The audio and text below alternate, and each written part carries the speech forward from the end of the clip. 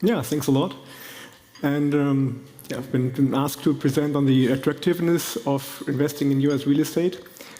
And I'm glad it's about the relative attractiveness. So I can tell you it has been relatively attractive to invest in US offices. The data that I will present, it's based on MSCI real estate data, and that is the confidential data from our global clients, based on the data of the managers and investors. And it's also based on the data of, some of the audience will be more familiar of the data of RCA, the transactions of Real Capital Analytics, which MSCI acquired a year ago. So let's go into it.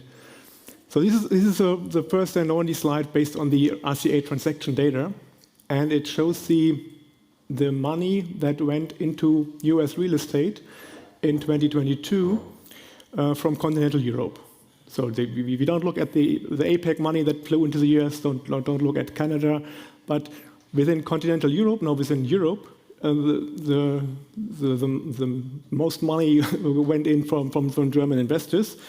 So there are in total like 3 billion, but what I highlighted here,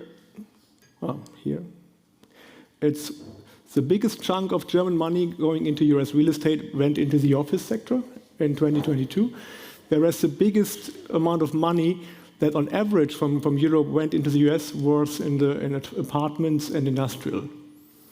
So US real estate is relevant for German investors, that's for sure. And now let's look how that fits into how attractive is that. So we look at the risk and return in comparison. We look at the diversification benefits of adding US exposure. We look at the risk and return variance within US markets, and we look at a few drivers of the total return. So this is based on the last 2 decades of total return data.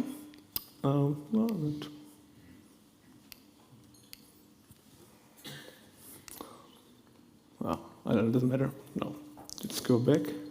So what you see is the total return of all properties that we track, and the red line is the US office performance on the upper chart compared against European and global office markets in total. So you see the global financial crisis. You see the data ends 2021 because for some markets we only release 2022 results on those in the up next week. But you can see overall the US has a total return, an annualized total return.